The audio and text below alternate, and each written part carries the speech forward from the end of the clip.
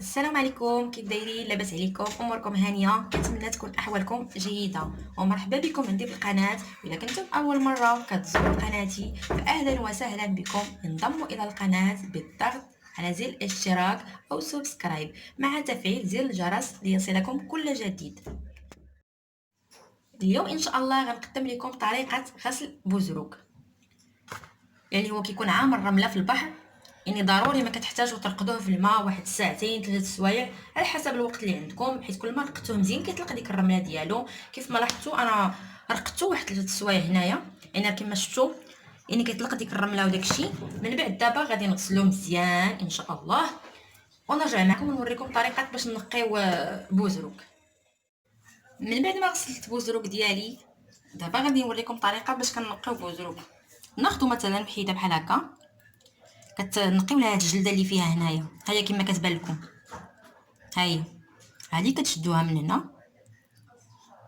هكا وكتبقاو غاديين معاها.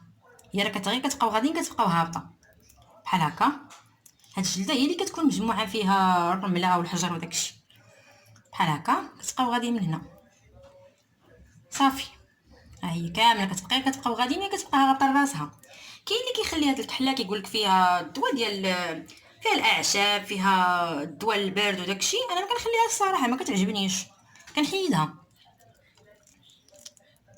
هاكا، كنحيدها كامله.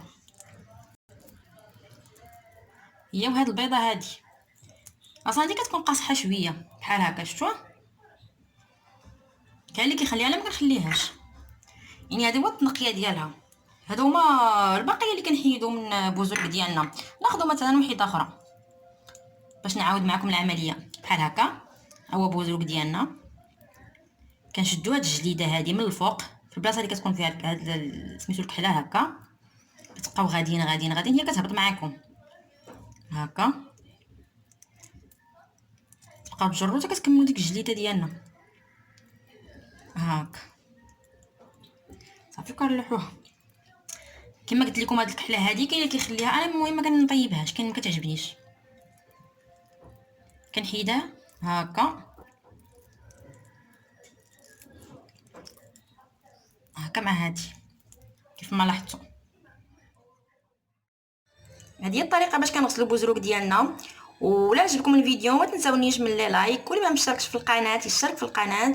وشكرا بزاف على المتابعه، الى اللقاء الى فيديو اخر ان شاء الله.